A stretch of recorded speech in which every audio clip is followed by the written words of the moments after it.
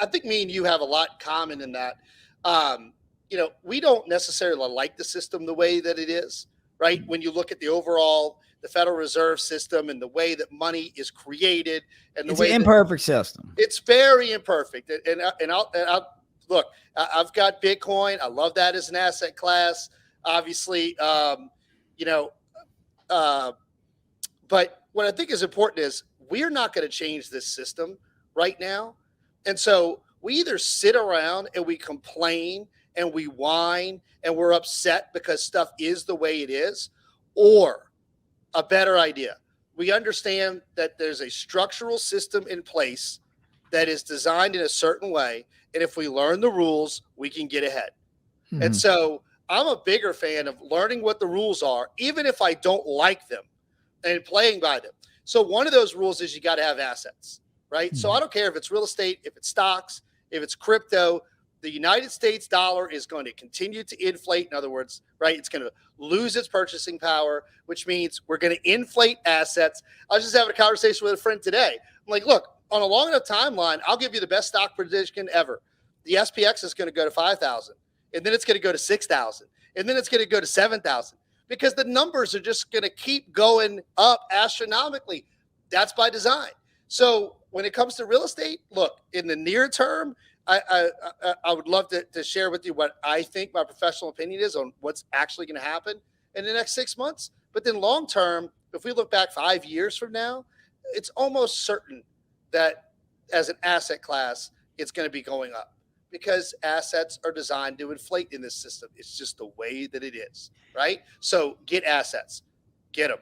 Yeah, I guess the way some economists would put it is that it's not necessarily the asset's value going up, it's the value of the money is going down, which is then making, real estate is scarce. Scarcity creates value.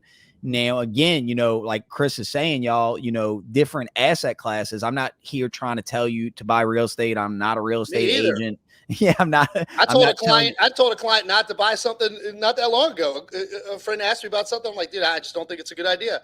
One of my friends, he told me, we were talking about, he really wants an Escalade, and he's trying to come up with these mental gymnastics of like how he can justify buying it. Well, I'll buy the Escalade and I'll drive it on Uber until it's paid off, or I'll rent it to an Uber driver, and that way, eventually I'll have a free Escalade. It'll pay the note. No. And I'm like, man, not saying don't do that, but before I did that, I would buy a house. And he's like, you think I should buy a house right now? Oh, absolutely not.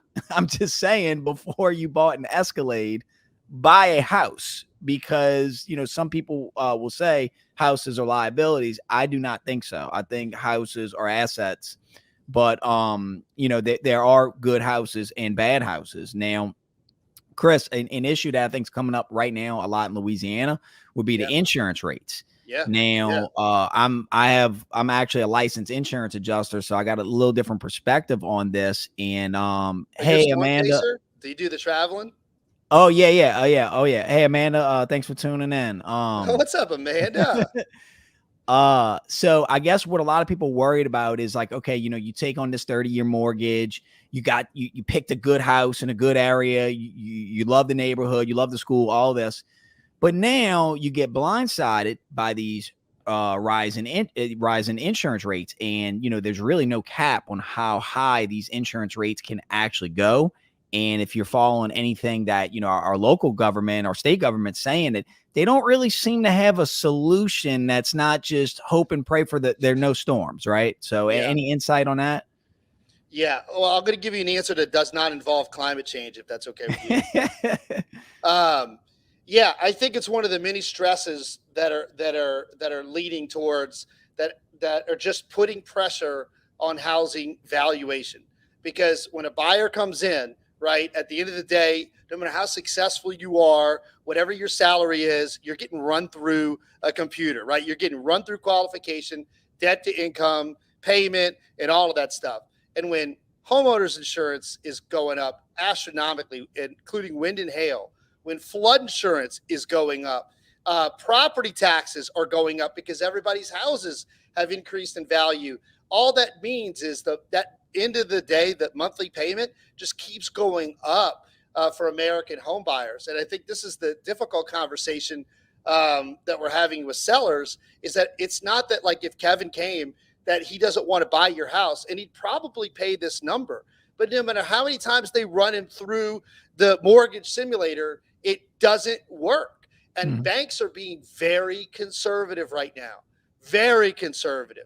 I watch the C&I, the lending numbers that come out every week, and they have been declining, and it's continuing to decline. And people get mad. They're like, banks are sitting on all this money, but the world has changed a lot since the great financial crisis. They're under a lot of regulation that they weren't then, but even more so, they're really just looking to lend to the most prime folks. So there's less of that available, and it's just we're at this standoff period. So sellers are if they want to sell right now, they're going to have to lower prices because buyers are going to just stand there and they're going to say, this is the absolute max that the mortgage guy will let me pay. Like it can't go any higher. So people say, well, buyers just need to come up. They can't in a lot of cases. And so I think that's normal.